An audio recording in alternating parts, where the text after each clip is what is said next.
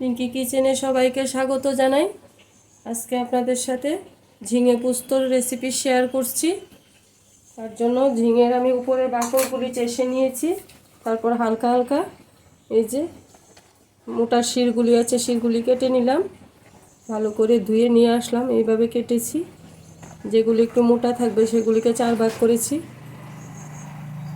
কড়াই গরম বসিয়ে দিয়েছি, আর এখানে আমি ফোড়ন দেওয়ার জন্য একটু শুকনো লঙ্কা নিয়েছি, আর এখানে সর্ষে, সাদা সর্ষে, একটু নারিকেল, দুটো কাঁচা লঙ্কা পাটার মধ্যে পিষে নিয়েছি। এখন পোস্তটাকে কিভাবে তৈরি করি। কড়াইটা গরম বসিয়ে দিলাম, 1 চামচের মতো পোস্ত নিয়েছি। এই যে পোস্তটাকে আমি একটু কড়াইয়ের মধ্যে শুকনো খোলা একটু নেড়ে নেব, তাহলে পোস্তর সেন্টটা খুব ভালো আসে। দিয়ে দিলাম পোস্তটা, হালকা একটু ভেজে নিলে পোস্তটা খেতে খুব ভালো লাগে। ফোড়নে দিয়ে দেবো কালো জিরে। ঝিঙে পোস্ত, পটল পোস্ত আমরা অনেক খেয়ে থাকি, কিন্তু তারপরও সবার রান্না তো সমান না। আমি কীভাবে রান্নাটা করছি সেটাই আপনাদের সাথে শেয়ার করছি। বন্ধুরা, পুরো ভিডিওটা দেখবেন।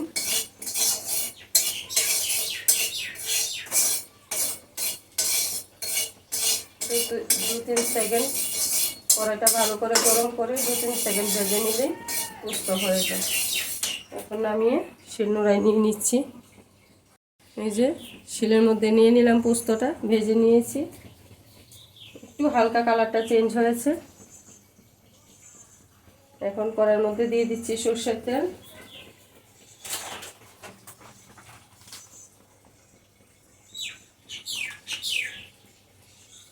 তেলটা একটু গরম হতে হতে আমি মশলাটা তৈরি করি, তারপর ফোড়নটা দেব। বন্ধুরা, এখানে সর্ষে 1/2 চামচের মতো নিয়েছি, সাদা সর্ষে, ইচ্ছে করলে লাল সর্ষেও দিতে পারেন। আর এখানে 1/2 চামচের মতো নিয়েছি নারকেল কুড়া, ফ্রেশ নারকেল কুড়া, আর নিয়েছি 2টো কাঁচা লঙ্কা। পোস্তটা ভাজার জন্য আলাদা করে রেখেছিলাম, এখন ভেজে শিলনোড়ায় বেটে নিলাম। ফোড়নে দিয়ে দিলাম শুকনো লঙ্কাগুলি,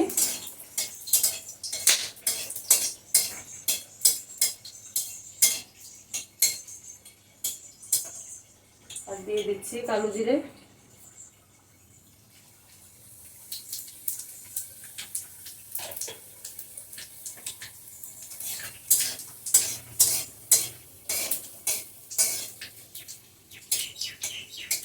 দিয়ে দিচ্ছি ঝিঙাগুলি,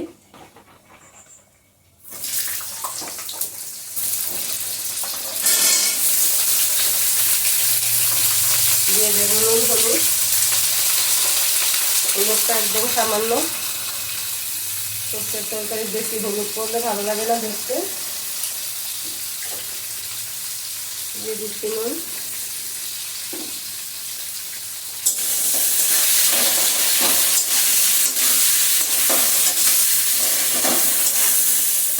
নাড়াচাড়া করে একটা মিডিয়ামে করে ঢাকনা দেবো না, ঝিঙে এমনিতেই গলে যায়। আর এগুলো একদম করছি।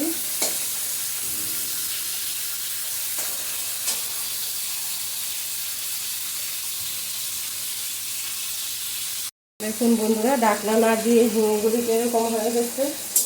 যদি বড় ঝিঙে হয় অবশ্যই ঢাকনা দেবেন, আমি দিইনি। ঢাকনা দিলে ঘিতে একটু বাড়িয়ে ঢাকনাটা দেবেন, তাহলে সেদ্ধও হবে, ভাজাও হয়ে যাবে।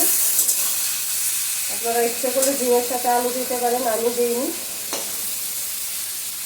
বাচ্চারা তো সবজি খেতে পছন্দ করে না, আলুটা সবাই পছন্দ করে। আলু ওইটার সাথে দিলে ভালোই লাগে, খারাপ লাগে না।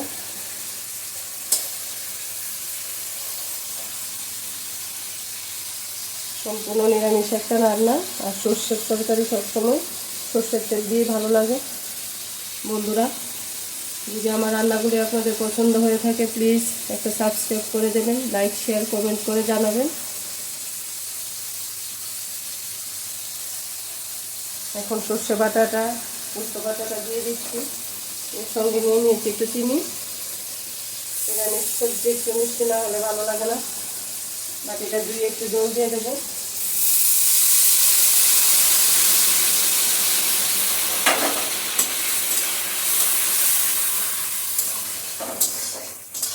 হলুদ তো আগে দিয়েছিলাম সামান্য পরিমাণ, এখনও সামান্য দেবো একদম। দিলেও কোনো অসুবিধে নেই, হলুদটা ততটা ম্যাটার করে না সর্ষের তরকারি। দিয়ে দেবো একটু নুন, একদম অল্প পরিমাণ আগে দিয়েছিলাম।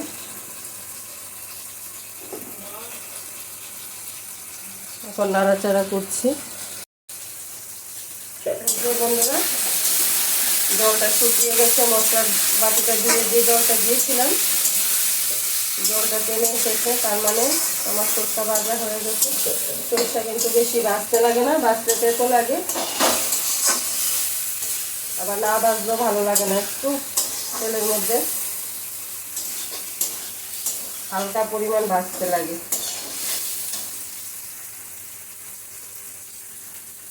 দিয়ে দিচ্ছি জল।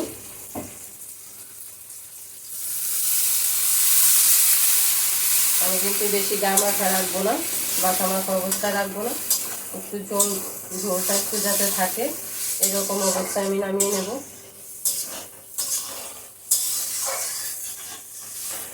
ঝিঙে তো সেদ্ধ হয়ে গেছে, এখন আর বেশিক্ষণ চুলার মধ্যে রাখার দরকার নেই।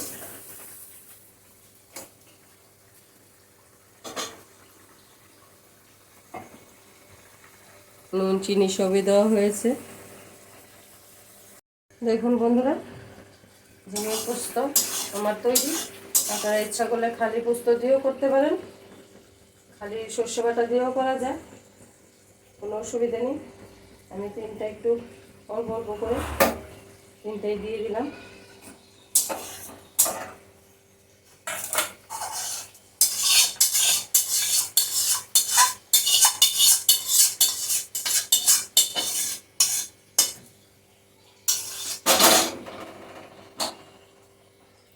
দেখুন ঝোলটা কীরকম রাখলাম।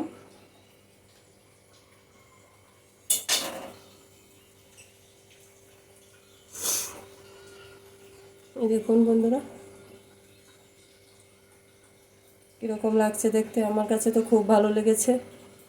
আমি রান্না করেছি বলে না, দেখতে খুব সুন্দর লাগছে, খেতেও ঠিক এরকম সেরকমই স্বাদ হবে।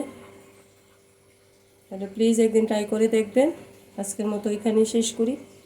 ভালো থাকবেন, সুস্থ থাকবেন। আমার চ্যানেলটাকে একটা সাবস্ক্রাইব করে আমার পাশে থাকবেন বন্ধুরা। পরে কোনো রেসিপি নিয়ে আবার দেখা হবে।